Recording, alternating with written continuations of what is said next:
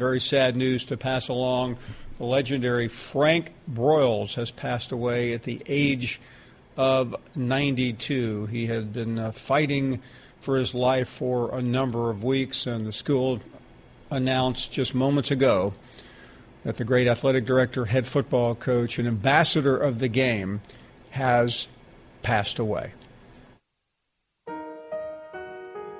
While many correctly point out the greatness of Frank Broyles as a football coach and as a star player at Georgia Tech, his most important contribution to the University of Arkansas came as an administrator. By playing the chief role in leading Arkansas into the Southeastern Conference by the 1992 football season, Broyles ensured the school's financial security for generations to come, as well as elevating its national profile. Broyles, always a visionary, knew it was a calculated risk leaving the Southwest Conference. And initially, it had a negative impact on recruiting in Texas. But he knew the school needed a clean break with a league that had been battered from a public relations standpoint. Interestingly, Broyles later admitted he wasn't certain Arkansas would be included in the new Big 12, which saw 4 Southwest Conference schools join the Big 8. By now, we have heard the myriad of accomplishments for Broyles at Arkansas. But it's worth noting he had so many other interests, especially television.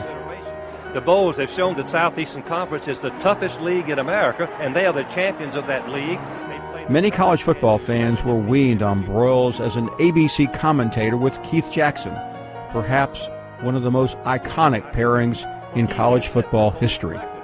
His down-home Southern style of analyzing a football play still resonates today.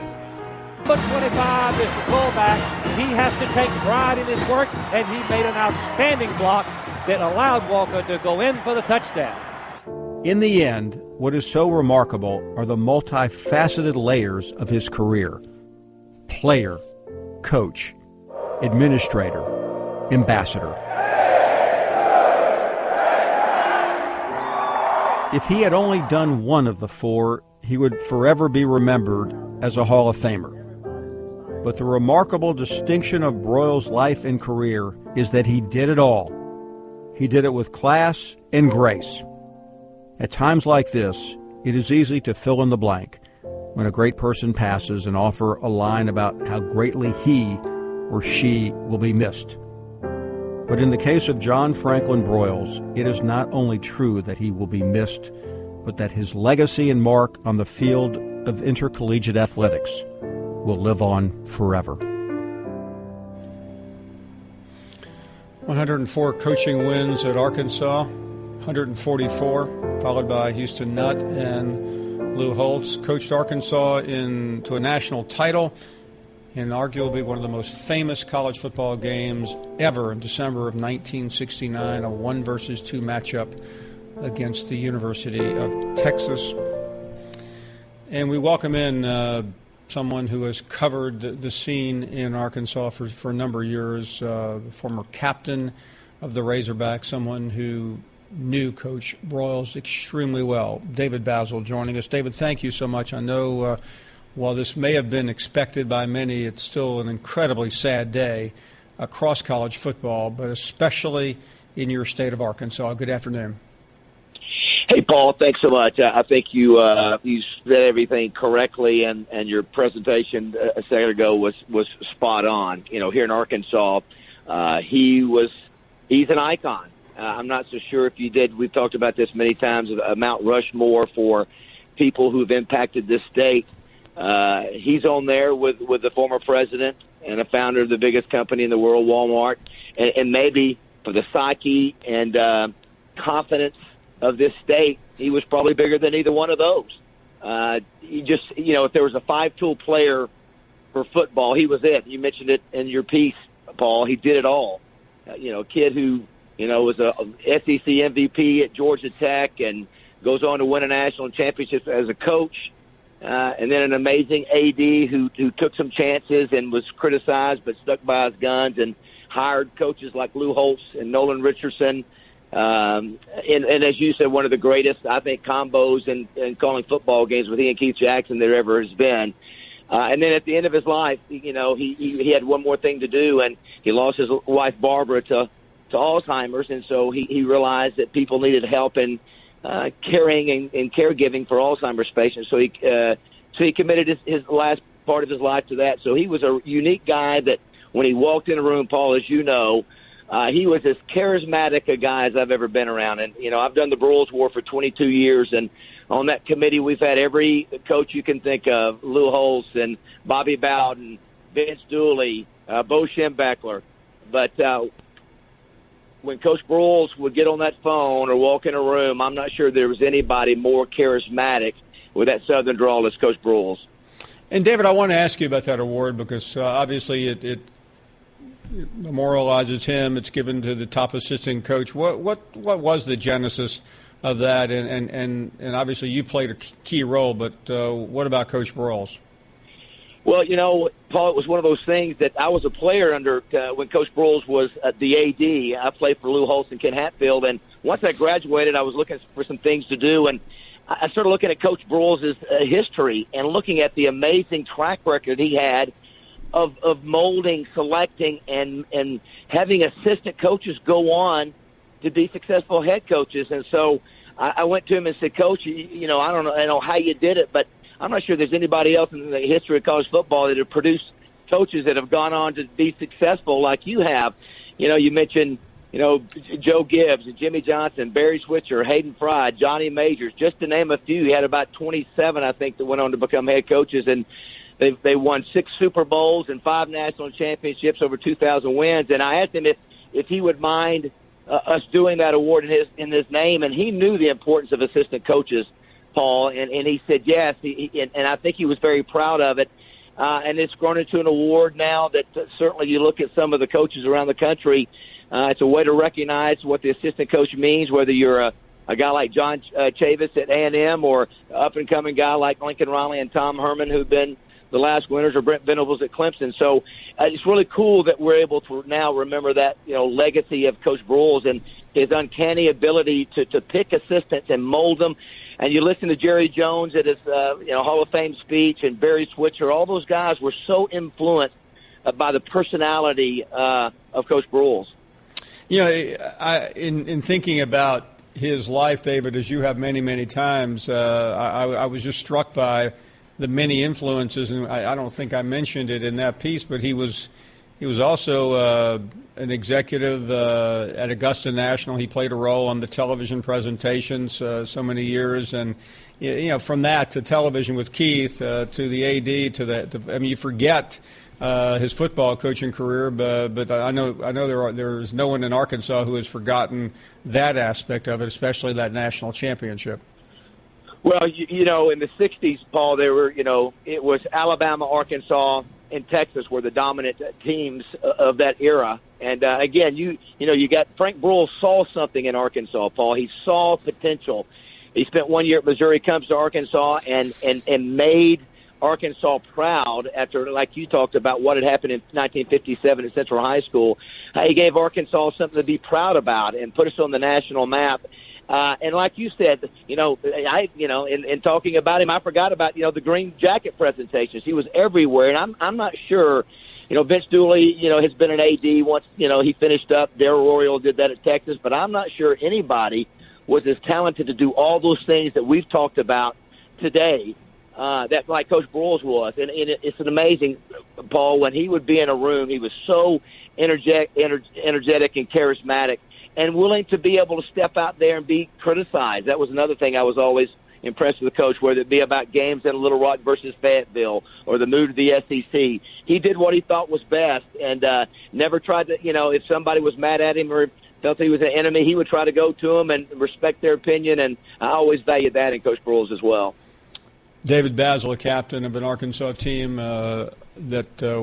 he was there as Coach Broyles was the athletic director. David, we wish you well. I know this is going to be a very difficult time in your state, but everyone's thinking of you and your many Arkansas Razorbacks, and we hope to talk to you very soon.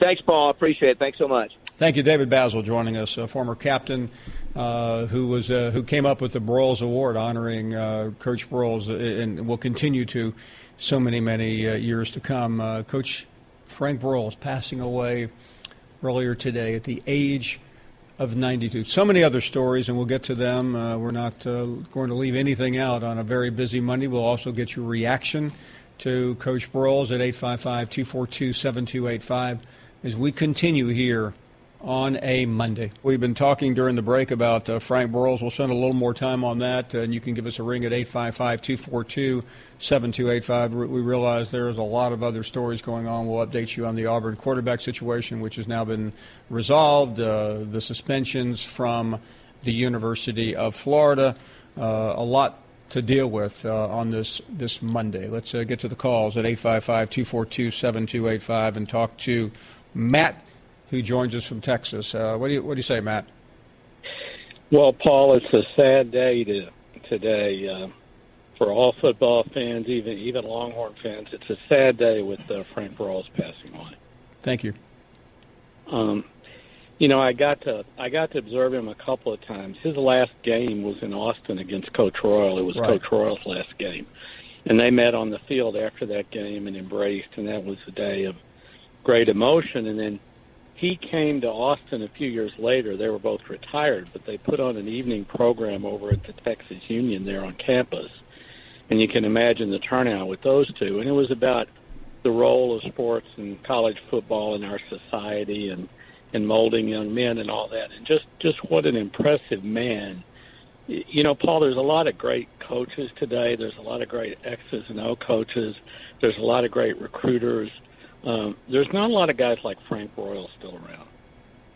No, I will tell you, I've met him a number of times. I saw him once at Augusta, where he was among the elite. But when you walked up to him, and I walked up to him last time I saw him there, and he had a charm about him. It didn't matter where it was. It didn't matter with whom he was speaking.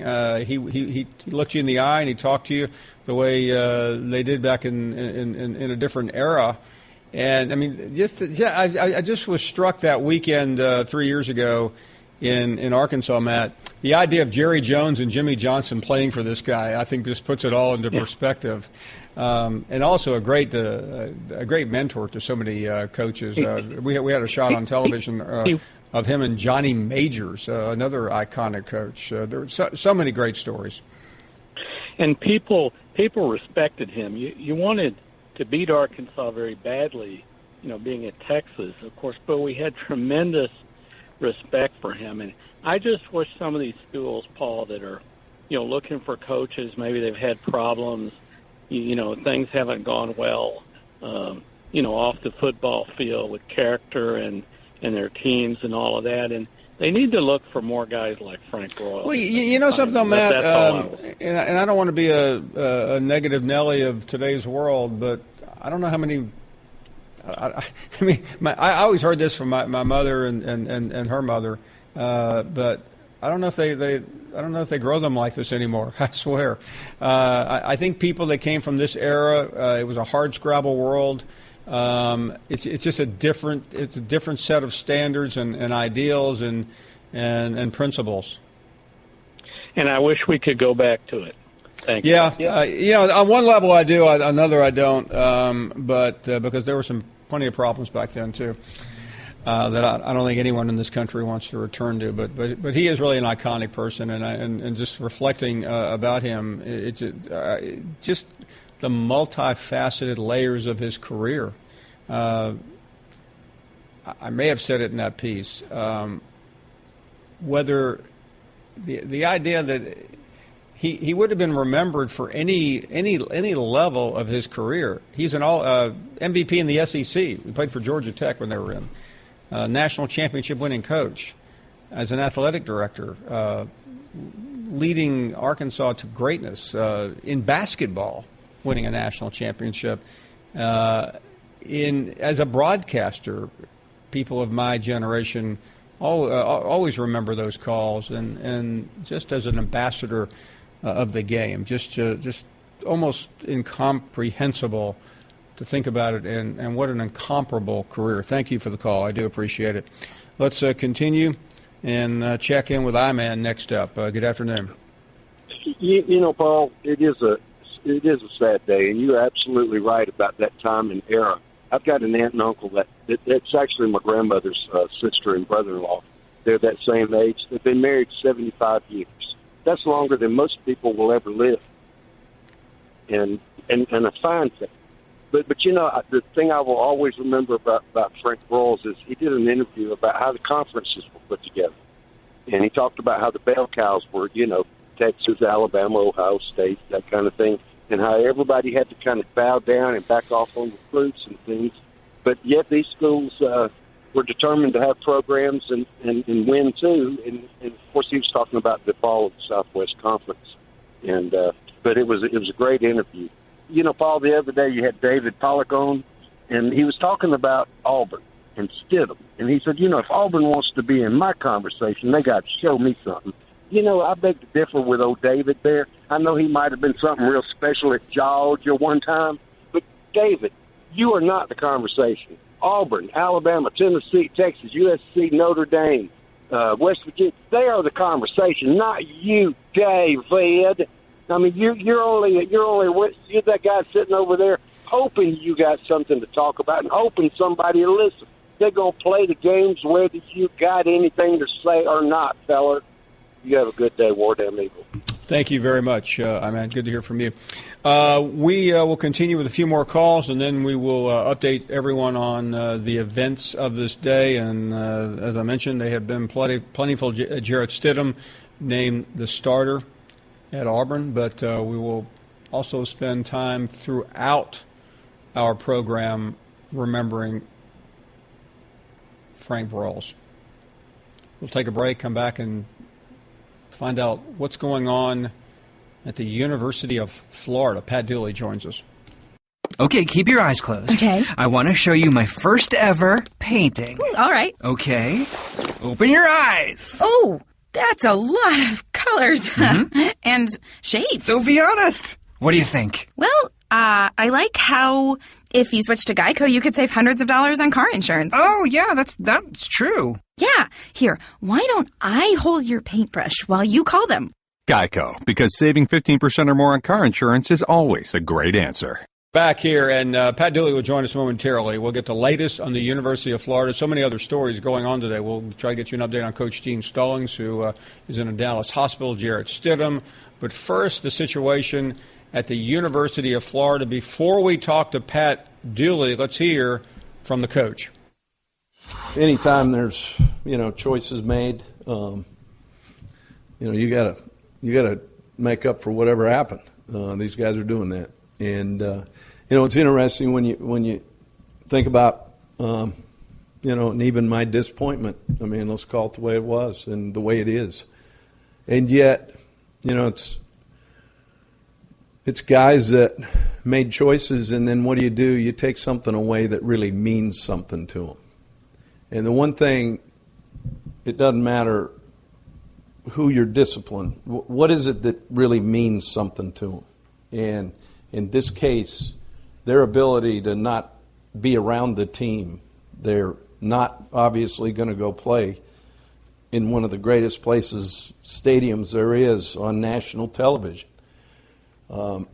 Those are things that hurt, and I think that they know, and our guys know that, look, there's a lot to this, and yet what do we learn from it? And I think that's an important lesson. Jim McElwain earlier today dealing with the news yesterday that certainly has dealt a blow to the Michigan game. Let's find out what exactly it means. Pat Dooley covered the team for so many years, and Pat, it comes after, if I'm correct, after a weekend of celebration down there. I know you were part of all that. It just comes. There's no good time to have this type of bad news, is there? Well, no, and it's funny because this was down in Daytona, the Steve Spurrier reunion, and I was luckily enough to be invited. Players began to hear about this, and their friends were texting him. They were reading stuff on Twitter, I guess, and they were coming up to me and asking me about it. And I found out what I could for them, but again, it was still a little bit sketchy yesterday. In fact, some names were thrown out there that weren't even involved in it, but. I think more than anything, Paul, I think everybody understands Florida had a lot of momentum going. both on the recruiting trail where they've had an amazing off-season recruiting, and then the fact that they've 13-3 the last 2 years in the SEC, and they feel like they've got their best team coming back. And this certainly, like I said on my show, Paul, I think it's a flat tire. It's not like you can't fix it, but it definitely is a flat tire right now, considering all the momentum they had. So let's get into what you know and what we all think we know about this. What's this all about, Pat? Well, basically, it's about using money to get things you weren't supposed to get, and then selling them, and then claiming that the cars were stolen, from what everybody is reporting, and it's fraud. Basically, is what happened there, and unfortunately for Florida, it happened with Antonio Callaway, who's had his issues in the past. So I think a lot of people are looking at what Coach Mack ends up doing with him. I mean, everybody. I personally wouldn't kick him off the team. I think when you go back to the first incident where he was exonerated, you question how that happened, but he was exonerated. And then the second issue is a plea bargain. But I would have him on a very tight leash the rest of the way. I'm not sure he should play in the second game, and maybe not even the third game as well. Do we know? Is this a? Was Matt clear about the one game, 7 players, one game, or is Callaway a different story? Well, I don't know if Callaway for sure is. I would think he would be the one guy who is. I don't know about amounts and everything like that. So until that gets reported, we won't know about that. But all we know for sure is these guys are suspended from Michigan, and that's all we know. We don't know about the game 2. We don't know about game 3. And I think what Coach McElwain had to say was interesting, in that's the game these guys had been looking forward to ever since they walked off the field at the Outback Bowl, because it is a different place. As you know, Paul, you've been there. Jerry World is incredible. It's not my favorite stadium, but it's the biggest I've ever been in.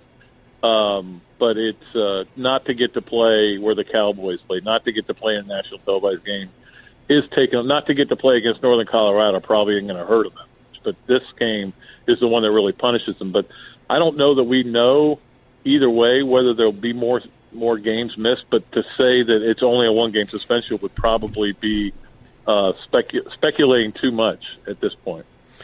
Let's get to what fans are most interested in. What effect does it have on the Gators' chances of winning this game? Give it to us. We know about Callaway. A lot of these players are relatively unknown to the fans outside of Gainesville. Yeah, and I think more than anything, especially the freshmen, they aren't able to practice for a few weeks, and that's going to stunt their growth, and that's a factor as well. But the one guy, Kavanis Davis, had played last year. I think he had 5 quarterback hurries during the season, so he did play a little bit. But the one thing that's for Florida is that the 2 positions where the 2 guys probably who played the most, in Callaway and Davis, are the 2 positions where they're the deepest. They have plenty of wide receivers. Do they have a guy like Callaway? No, not so far. We haven't seen one like him. But they definitely have enough depth there. Where they may get hurt, and we just don't know right now, is at linebacker, where they have 2 of the freshman linebackers were among this. I don't want to call it a sting operation, but it was certainly an issue there where they got suspended. And I don't know that they would have played anyway, but certainly if you get a couple of rolled ankles, you could be in a rough situation there at linebacker. But look, my feeling is Florida's still got a roster good enough to beat Michigan. I know Michigan was favored by 2.5. It's gone up to 4 and 4.5 in Vegas, which tells you what the way they're looking at it. I still feel like it's a toss-up game. Either way, I don't think Callaway being out for this game changes it that drastically. It does change it, however. Michigan, as you know, Paul, is still a team that's replacing an awful lot of talent from last year. And if Antonio had turned his ankle in practice and was out, I don't know that we would feel like, well, that game's over. I think there's some people who feel like, well, now Michigan's going to steamroll. I don't think that's the case at all. You may not know the exact number, but I keep hearing that. What is the scholarship number for Florida? It seems like it's pretty low. Is that correct? No, I think I think they replenished it for the most part. I think they were around 83. 83, I want to say. maybe 81. They may be down a little bit, maybe holding back. But not significantly. I know they're really okay. Not significant, no. Now, they may be – now, you take 7 guys away, and then you take the guys you're planning on redshirting away, and then you take the injured guys away, and the number of bodies available to go to Dallas, it may not be very hard to get on that trip. Yeah, no, there's probably some professors who will be making the trip on They may take me. I don't know. I think you're still pretty low on the list, Pat. It's that bad knee. Yeah, no. Let me, in terms of McElwain, I've read. I always love to read stuff about coaches, praising him while other coaches have not made these type of decisions. Is this McElwain's decision, Pat, or is this an institutional decision? Well, I think it's Mac and it's Scott Strickland working in conjunction because it usually has been since Scott got here, and it was always with Jeremy. There were times when Jeremy said, here's what we have to do. If we don't do this, we're going to have issues with the NCAA. We're going to have issues with other entities, whether it's police or whatever. Here's what we have to do. And I've not always agreed with everything that he's come out with. I always thought Carlos Dunlap should have gotten more into game suspension. For the cops stopped him when he was asleep at the wheel, but he was unlike Deshaun Hand, he was driving. But the AD is certainly very involved in this decision, and again, we'll see what happens going forward. Whether it ends up being more than one game for Callaway, especially. I wouldn't imagine for the other guys, but again, they probably are still in the stages. Now, this happened a while back. This wasn't like it happened over the weekend. It's just when it came out was over the weekend. So, but they're probably still looking into issues that they may have. I mean, Paul, you know better than I do the whole Alabama book selling thing that happened. What was that? 2007? Yeah, and it turned out to be very serious. They kept a bunch of players out of the Tennessee game, and then other games later, and they ended up having to give back a lot of wins, if I remember. Right. Yeah, I wouldn't think that would be an issue here because if this all happened after last season, especially you're talking about a bunch of freshmen. So you definitely are going to sit the freshmen out as long as it takes because you don't want to have to get back wins. Or so you're saying this may not be over with? I don't think it's 100% over with. I think the big bomb is dropped, but there could still be some collateral damage. What's going on with the quarterback race? Well, everything that we're hearing, again, all we can do is watch them throw a little bit. And, our guys are out there watching them throw, but that's about all you can do. You can't watch them actually practice. So, but they go back and forth on who's going with the ones, who's going with the twos. Coach McElwain said today that Del Rio did some nice things in their scrimmage Friday, that all the guys did good with the ones. My gut on this, and I may be wrong, is that he's not going to tell anybody who's going to start until they trot out in the field September 2nd. And I wouldn't either because they're all three kind of different quarterbacks. So why not at least make Michigan get ready for all three of them and the offenses that all three of them could bring? Do you think we could see all three in that game? I don't think it's out of the realm of possibility. I think they'd love to get a guy and go with him, and this is our guy, and if something happens, we have options. I think that's what his philosophy would be. But I wouldn't be surprised to see a bunch of, for example, Kadarius Toney, who's certainly got the ability to run the ball and is a very speedy guy and can throw it because, was a quarterback, played quarterback in the spring game, putting him in some Wildcats. So, I don't know, we may see one of those games where you see 3 or 4 quarterbacks because I know Michigan's still got a quarterback battle going too. And Pat, a couple more things. You said you don't think this is going to have that much of an impact on the Michigan game. Some would say impactful player, offense isn't that spectacular. I really would like to hear a little bit more about that. Well, I'm not saying it won't have any impact, but I think it's one position where Florida could afford somebody being out. For example, they lost Marcel Harris, who's nowhere near the player that Antonio Callaway is. I think that's a more impactful injury situation because they're not that great. They're going to have to play some young kids, some redshirt freshmen in that spot versus you've got Tyree Cleveland, you've got Brandon Powell, who's played a bunch. You've got obviously Dre Massey back. They say today he's 100% now. Hammond and Swain, who both have lit it up in camp. So they've got plenty of receivers. Now, do they have a Callaway? No. He's the best receiver they have by far, and probably the most biggest impact player. So it'll have an impact. I just think it's a spot where it's not killer. Let's end on a good note. You mentioned the Spurrier reunion on the beach. So other than this news starting to trickle out, what else was the big buzz item with the head ball coach? Well, it was a great turnout. First one they've had, and they're going to try to do it every year. And it was great to see so many of the guys and Jesse Palmer. We were telling stories. There was a lot of stories, believe it or not. But I think all his quarterbacks showed up except Rex and Terry Dean. I think the rest of them are all there. And a bunch of guys I was surprised to see. In fact, Darren Hambrick was there, which blew me away because Darren was booted off the team back in '94 at the Sugar Bowl incident. But he was there, talked to him a little bit, and ball coach got up there and got those guys through their little speeches, and it was pretty entertaining stuff. But it was just good to see. And again, I don't know how many head coaches out there could get a crowd like that of his former players to show up. But there's definitely a respect and love for Steve, even though he may have told you. In fact, somebody pointed out that he did say it's not your fault, it's my fault for putting you in the game, and he said I only said that once. But I'm not sure any of us were buying that because everybody said it at the same time. Pat Dooley joining us on the Callaway situation. Something tells me it won't be the last time we talk about this in the next 2.5 weeks. Pat, we'll talk soon. Thank you very, very much. Always, Paul. Thank you very much. Oh, you bet. One of the best. Pat Dooley from Gainesville, a longtime newspaper columnist and talk show host. So much more to get to. We began today with the news of Coach Broyles passing away in Fayetteville. We've now covered the Florida situation, Auburn on the docket, many guests to come. We'll try to update you on Coach Stallings' condition as well out in Texas. A lot to deal with on a Monday. We'll be right back. Glad you're back with us. Again, a lot going on today. That would be an understatement.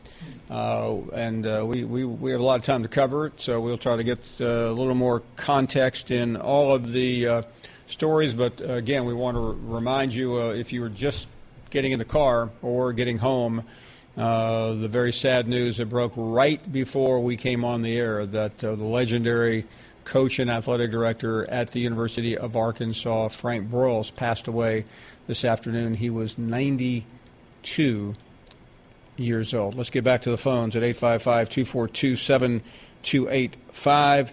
And John is in Shreveport. John, thank you, and welcome to the show. Thank you. Real quick story. About 1964, I was talking to Frank Broyles, and we were talking about football, and then it turned to the value and the purpose of the forward pass. He said, son, when you throw a pass, 3 things can happen, and 2 of them are bad. He's right. Yeah, I've always remembered that's a great. I've heard. By the way, he's been quoted many times on that. That is such a truism. Yeah, one of a kind. It's again. I think these things are inevitable, but what a life he had, though.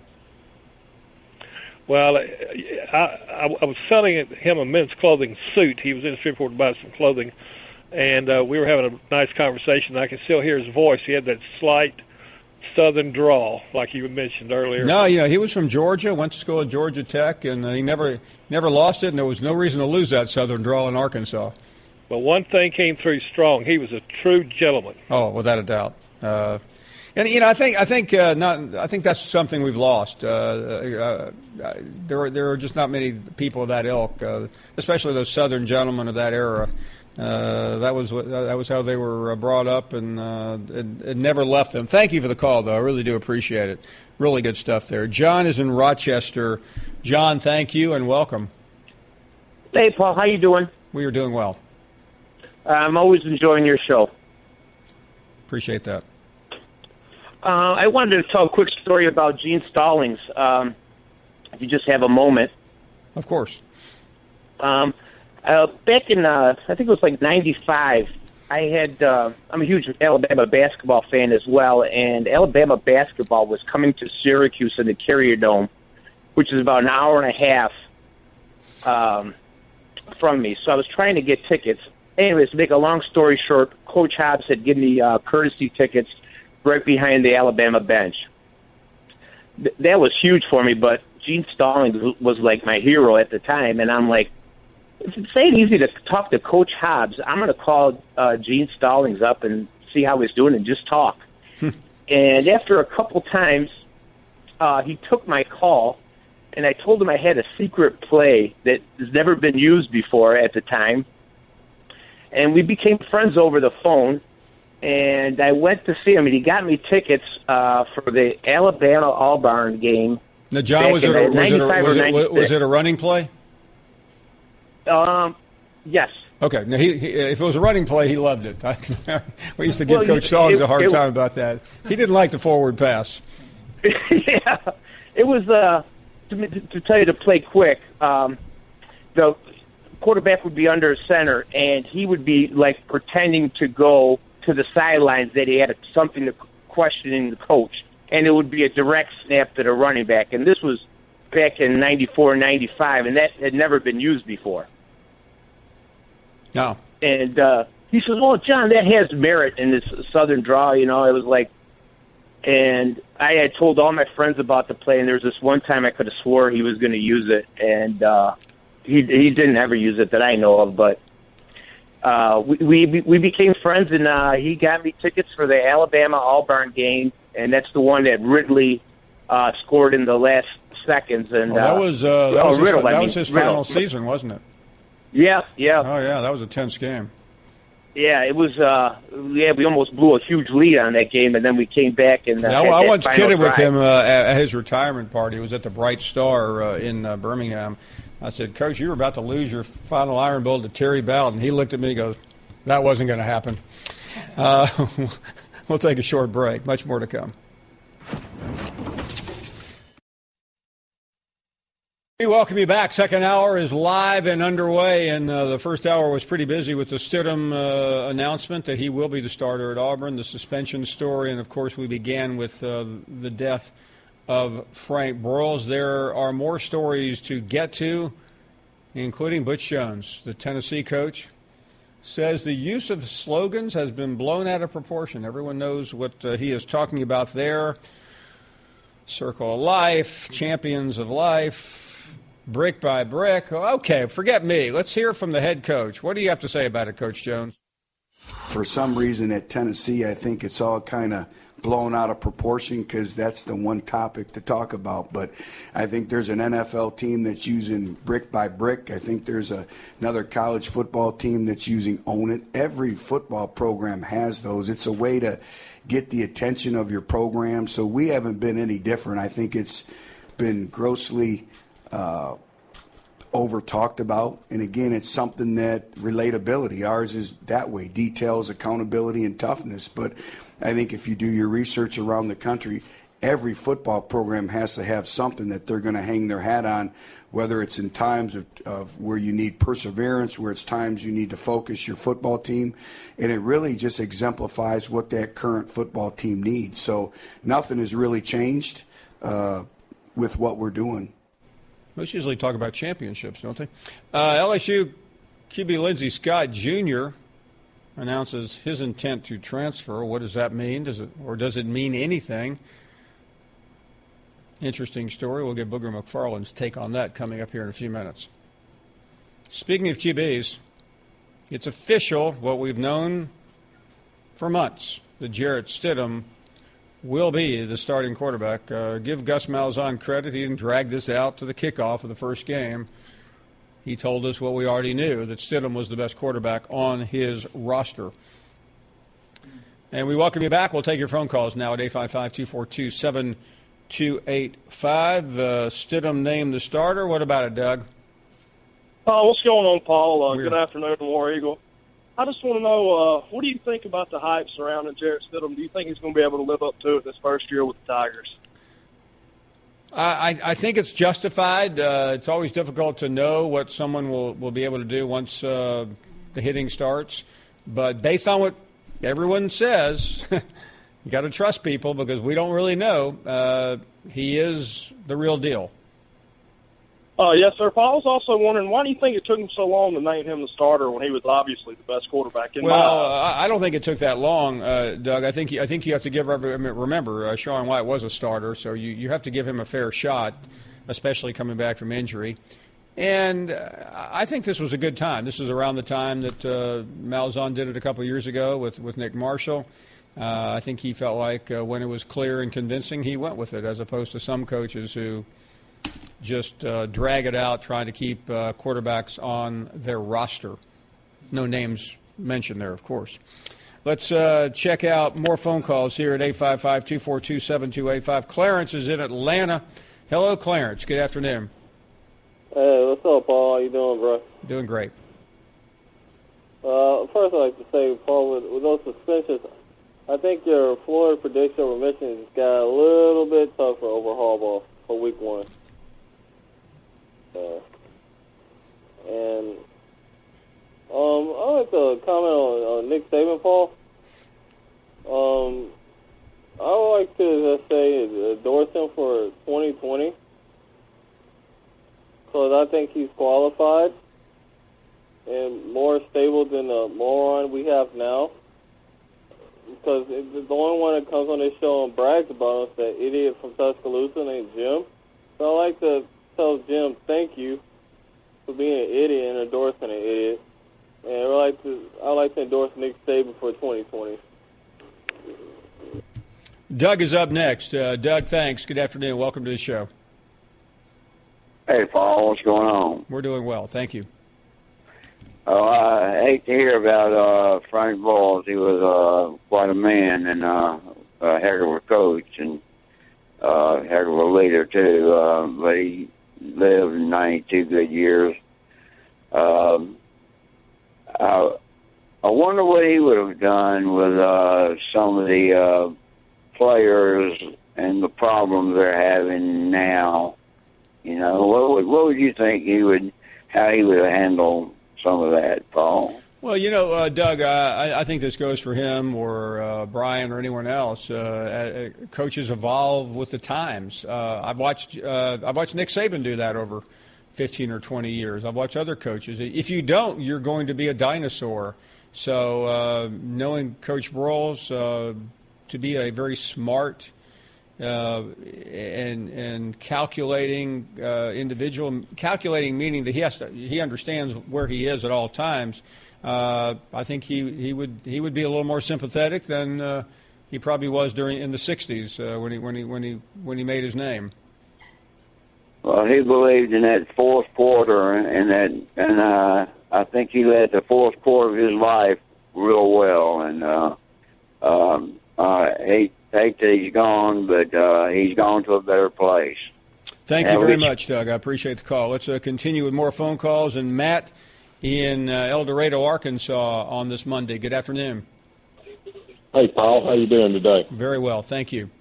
I've got a cute story to tell you about Mr. Broyles, and he was kind of out of the picture, but he was a part of what I want to tell you about. I went to a lot of football games, flew into Fayetteville quite a bit to Drake Field years ago, and we carpooled with a young fella to the stadium, and when we got to the stadium, we were on the wrong side of the stadium, and he asked us where our tickets were, and we said, we're on the other side of the stadium. He said, I got this, and we drove down to the track and pulled up to the gate, and the guard walked up to the car and said, you got a pass? He said, yeah, I'm Frank Broyles' son, and he drove us around the track to our seats. You know, Matt, I've seen him at Reynolds Stadium walking around. I mean, a couple of times I've been there. Frank, this was after he retired. He would just walk the stadium, looking around, making sure everything was okay. Oh, he was a fine gentleman, and over the years, I would venture to say I've been to probably 120 Razorback games, if not more. We went to every game they played for 10 years in a row. Oh my goodness! And I've been a long time fan of them, but I've always wanted to tell him that story, and I never did get to. As of we found out today. But that is. I'm really glad you could share that. Well, thank you very, very much. Really nice stuff. Appreciate it. Let's go to Aaron in Winston-Salem. Good afternoon. Thanks for being here. Aaron, are you there? Yeah, I'm here. Well, go right ahead. How You're you on the doing, air. Paul? We're doing great. I enjoy your show, man. About time I got through. I was on hold for almost an hour. Well, I'm glad you made it. Yeah, I want to talk about the Florida and Antonio Callaway situation. You think we still have a chance to beat Michigan even with Callaway out? Because I still think we have other playmakers too. Not saying he's not a big threat. When I first heard the news yesterday, I thought it was. I think we got other pieces that can step up and fill the void and stuff like that. I think we still win big in Dallas. Well, I don't know about winning big, but as many have said, Pat Dooley in particular, it's a position the Gators are in really good shape with. So I always hate to lose a playmaker, though. A game like that often comes down to a big play. Yeah, I know. I fell out of my couch when I saw the news on my phone. I'm like, come on, Callaway. Just come on. Yeah, no, listen, I mean, if you ask me what's the worst possible thing that could have happened to the Gators, I would put Callaway pretty high on the list because the quarterback situation is a little deeper. Running backs are deep, but you can't replace your most impactful player. You just can't do it. But the good news is the Michigan team that the Gators are playing is not that great.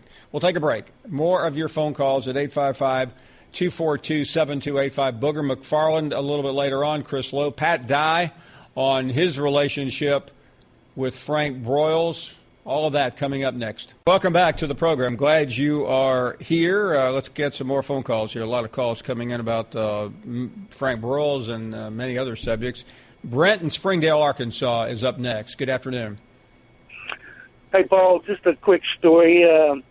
Me and a couple of my high school buddies in 1979 were on the campus right after Arkansas had beaten Oklahoma in the Orange Bowl, and we were wide-eyed wandering the halls of the North End Zone complex looking at the trophies, and we came down the hallway and heard the voice of somebody pretty familiar, and it turned out to be Coach Broyles in his office. And we couldn't see him, but we knew it was him, so we kind of did the little peek around the corner, and and his secretary was sitting there, and he finally saw us looking in and got up out from behind his desk, waved us in the office, asked us where we were from, and made us feel like we were part of the Razorback program from that day and that we had always known him. It was incredible. We had always seen him on TV. We're obviously Razorback fans, being from Arkansas, but never expected that kind of welcome from somebody that you always saw as the god of Arkansas sports. So just something that made us remember him, and when I heard that he had died today, that was the first thing that came to mind for me. Well, what a great story. Brent, thank you for sharing that. That's a truly poignant story. Thank you, Paul. Thank you very much. Yeah, and again, I think he had that touch, and some great people don't. He did, and I think that's why there's so many people today remembering him and remembering stories like that, the way he impacted people. Thank you so very much for that call. That was great. Morris in Florida is calling next. What do you say, Morris? Hey, how you doing, Paul? Okay, thanks a lot. Just wanted to say I'm a first-time caller, and I really, really appreciate watching your show. You're a great inspiration to SEC football, and I just want to say thank you. I watch you every day. And I wanted to call and talk about the Antonio Callaway situation. Yes, please do.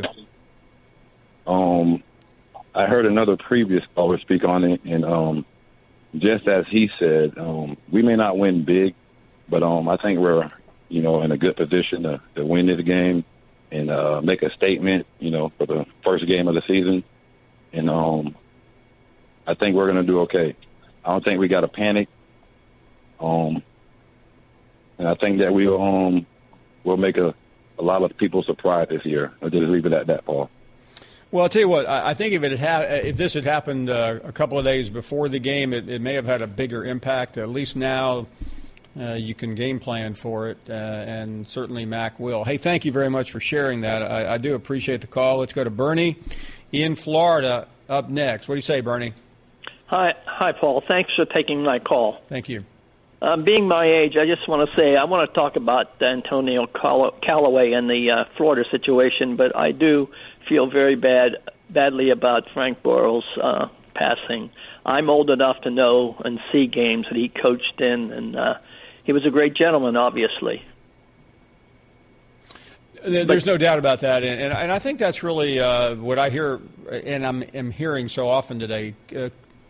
I'm not going to say coaches are interchangeable, but to me, for a man who coached his last game in the 70s, he was still relevant. He was still. I've seen him at Augusta not all that long ago, making the rounds. I've seen him at Reynolds Stadium. That's an extraordinary career. Yeah. But I'd like to talk a moment on the Callaway situation in the University of Florida. I'm a graduate of the University of Florida and a Florida fan, of course. And one thing they haven't mentioned that they're going to miss is he returned kicks also, besides being a receiver. So they will miss that part of it. And I don't know, would you consider, and I'm asking you, would you consider what has happened with they used apparently a card of some sort to charge things improperly and then sell them? By the way, I've seen this before. This is not unusual on college campuses. It's a card. I think it's a debit card. Is that correct? Okay. Is that right? So this is not the first time someone has been accused of fraud with a university card, I promise you. But would that be as serious, say, as a DUI? I mean, I see these people get DUIs and they're still playing. No, I wouldn't call. And again, I'm not talking about credit card fraud for a serial criminal. I'm talking about. Yeah, right. Well, the other thing I'd like to say is, listen, we were all there once, and we all did pretty stupid things at that age. Yeah, and these are 18, 19, 20-year-olds. I did one or two things that were probably not against the law, but that close. But I would advise Coach McElwain not to suspend these people or dismiss these people, to take them off the team. I don't think he's going to. Cause them to go out of school, because I think they're going to need an education the way they're behaving. And, he can hold them out of other games, so he doesn't have to play him in the future if he doesn't want to. But I wouldn't dismiss him from the team. And I don't think. Callaway. And again, we showed a graphic earlier. Bernie, Callaway's been accused of a lot of things. He's not been charged. I mean, he's been charged with a lot of things, but the charges have been dropped. And I'm not trying to pass judgment on facts that I am not completely aware of, but. There's usually a reason you're charged with something, and with good lawyers, there's probably another reason why you can get these charges dropped. But, for sure. He has been, I'll tell you one thing about Callaway. He's been flirting on that line, and if he comes back, he's going to be pretty lucky to be given yet another chance. I mean, he's well on his way to his ninth life as a football player. Oh, I agree 100%. But what I think Coach Mack could do, he could take him, have him prepare for the second game, go through all the preparation as far as the practices and so on, and then not play him. Just set him on the bench. Point. I like that very much. Hey, thank you very much. Frank in Queens, the hometown of Donald Trump. That's exactly right. Thanks, Paul. And we're very proud of that. Very proud of that. No doubt. And his father, Fred, he was a really great man. He denied a lot of people housing just because of well, let's not get into that, right? Yeah, why besmirch the old man's good name in Queens? Exactly.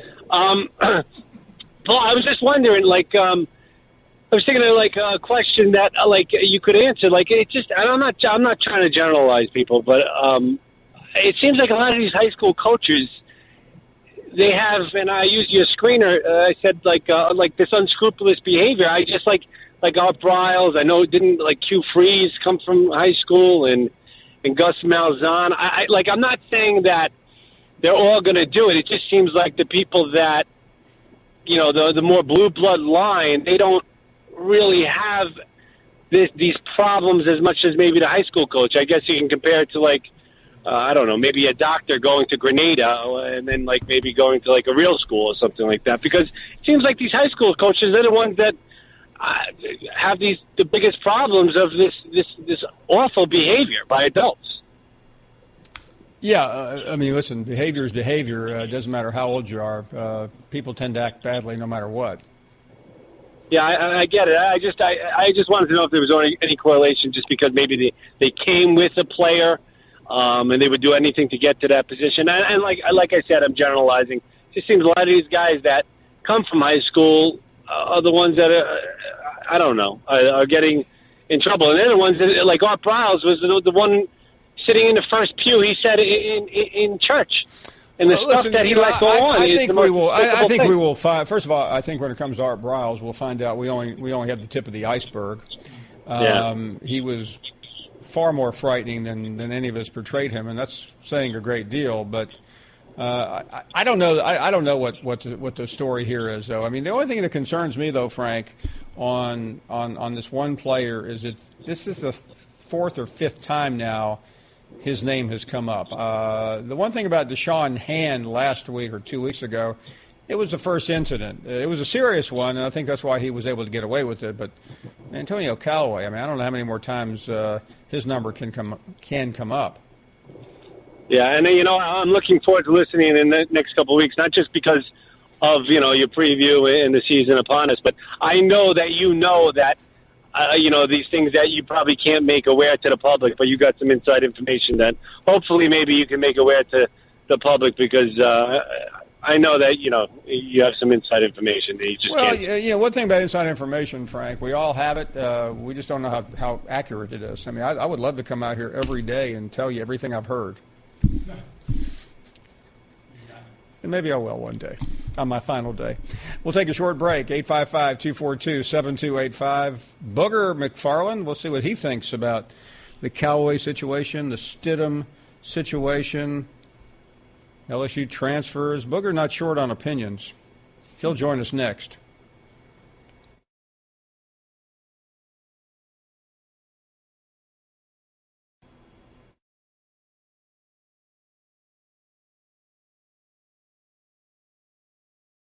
Okay, keep your eyes closed. Okay. I want to show you my first ever painting. All right. Okay.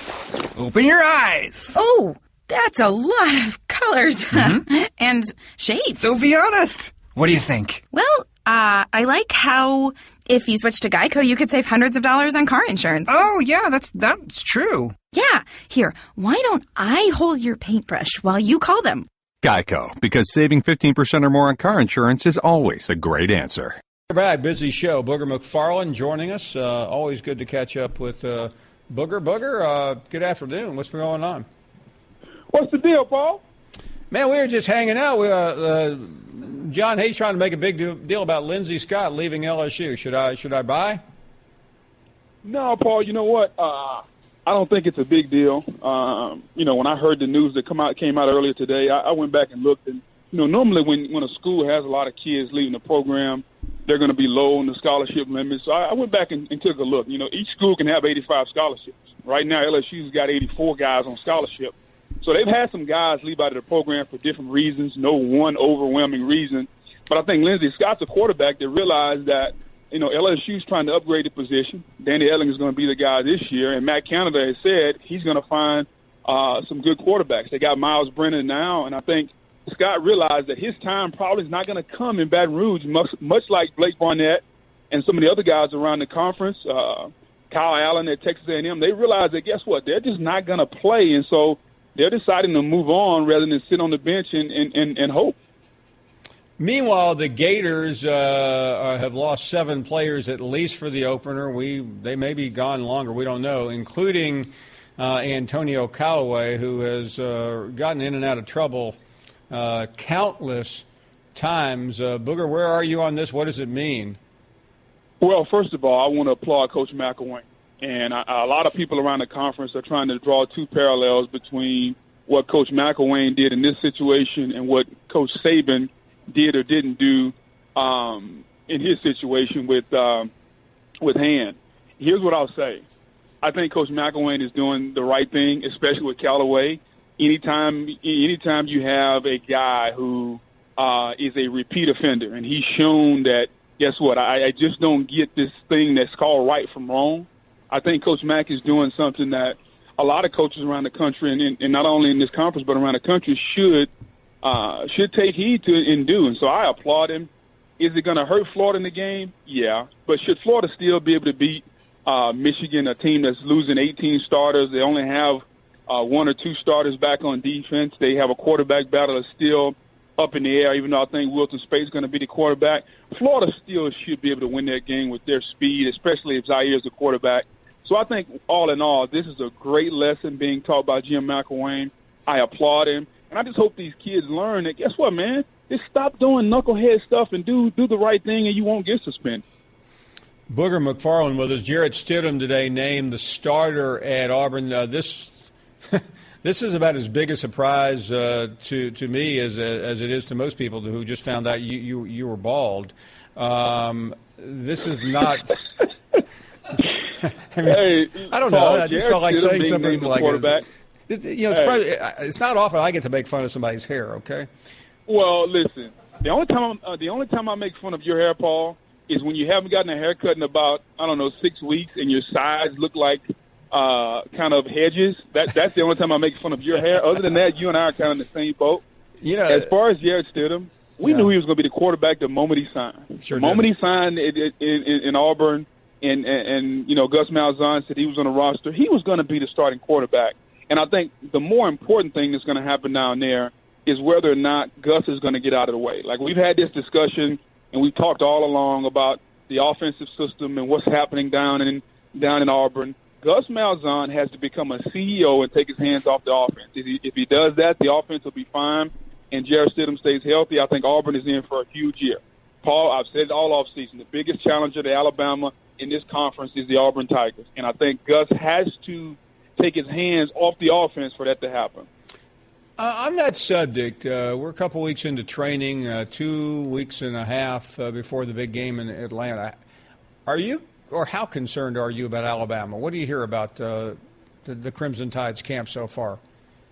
Well, I mean, I think the things you hear are what you hear from everybody. Like, I've never turned a TV on or picked up a newspaper and heard, man, Georgia's having a terrible camp. LSU's awful. Alabama can't get it right. Like, everybody's saying good things right now. But I think if you're going to be a realist, here's the things that you have to concern yourself with when it comes to Alabama. What's the offense going to look like? Brian Daboll, how are they going to make sure Jalen Hurts has confidence? Because at the end of the season last year, especially against Clemson, Paul, he had no confidence.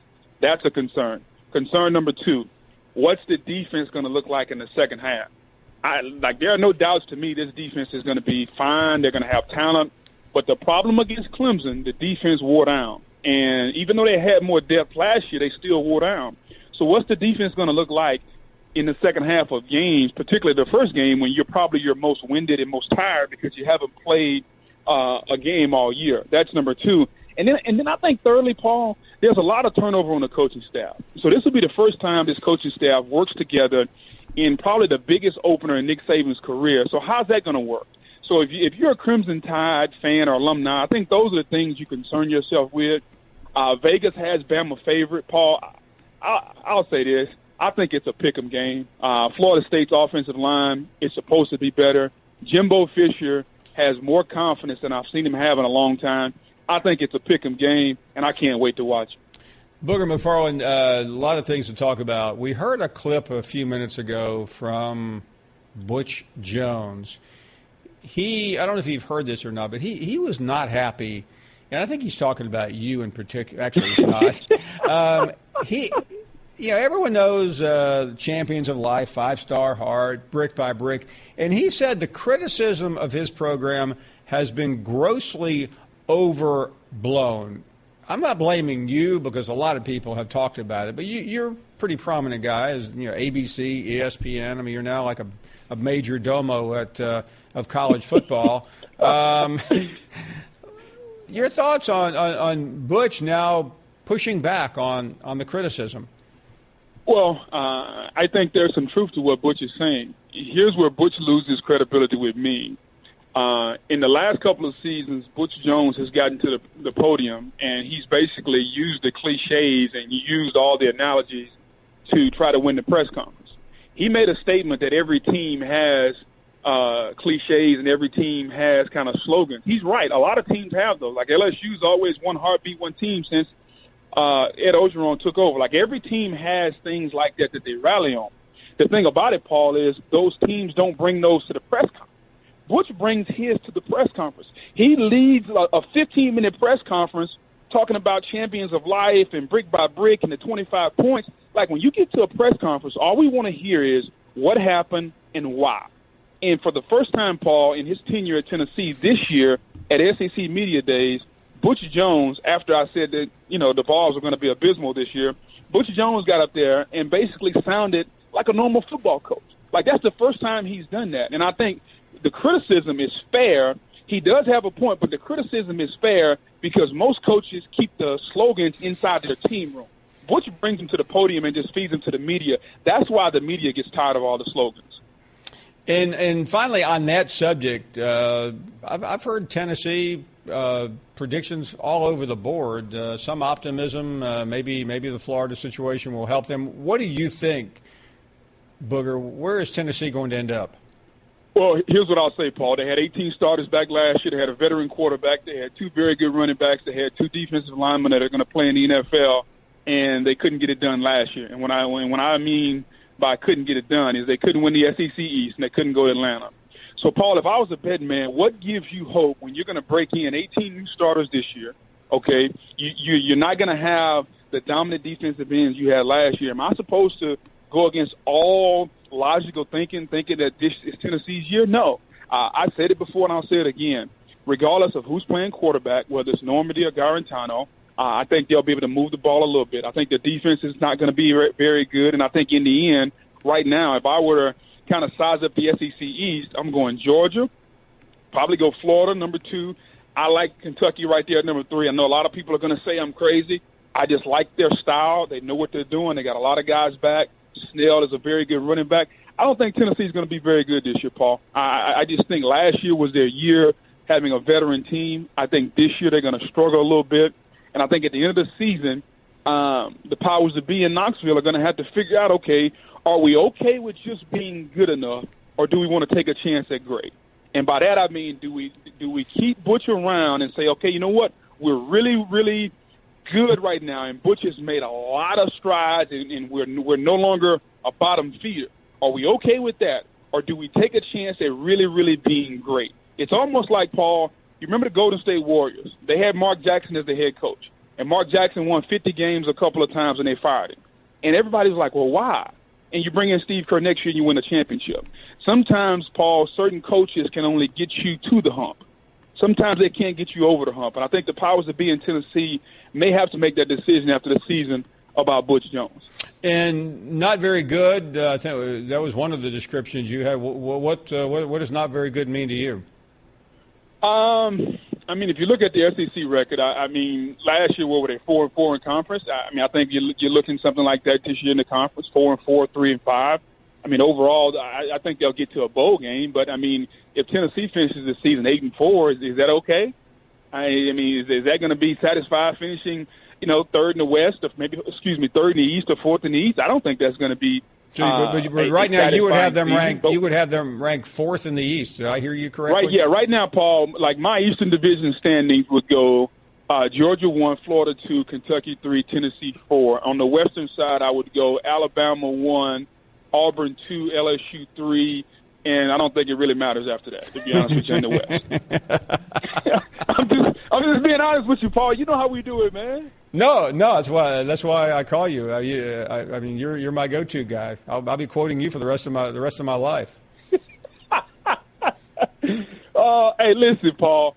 I love it. I love turning the TV on, especially like there are 2 times I love watching you on TV. One, when you've gotten a fresh haircut because I can barely tell you have hair, and 2, when you haven't had one in about 2 months because you look like you got the little hedges on the side of your head. Man, it looks awesome, buddy. Well, my favorite time of the year is spring because I grow flowers out of my left side of the head. Well, Booger, All I can say is thank you. This has been so much fun. Hey, anytime, Paul, man.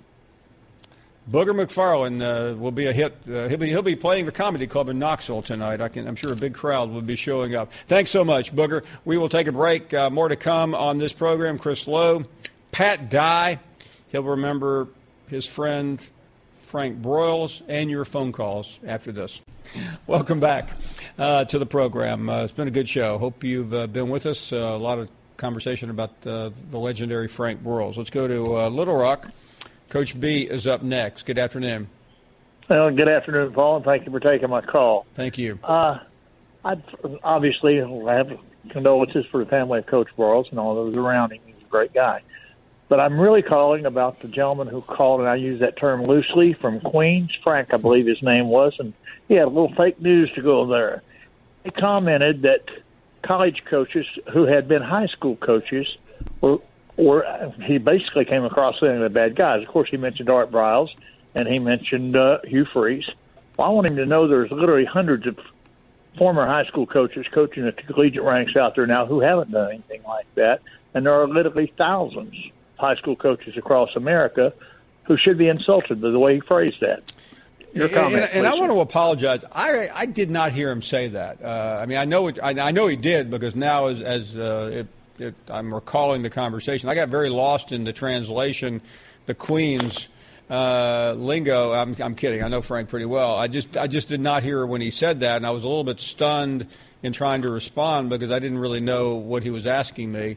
But you're right. I don't know nearly as many high school coaches as you do, but I do know a few. And high school coaches don't work for a lot of money, with very rare exception.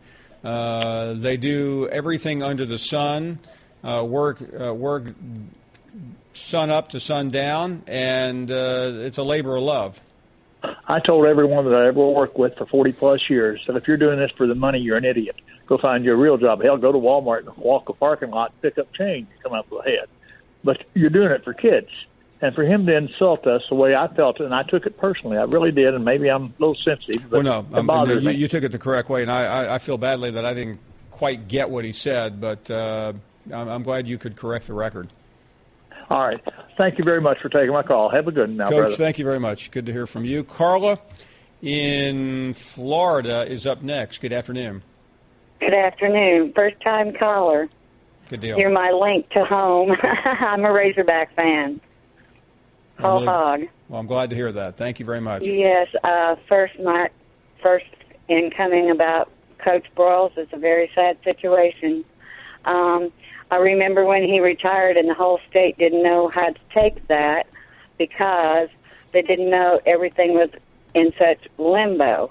And then what he created with his athletic directorship was amazing. Look at Barnhill Arena. Look at the baseball. All this wonderful things that he's done for the university and for the state. He was a major ambassador for the state of Arkansas, and I'm very sad right now. I sure hope everybody in Arkansas is doing well, and thank you for the call. Thank you. I think many have said it today, but I mean, this was a figure way beyond just, hey, he was a good coach and we're going to miss him. I mean, he was a significant figure in the game.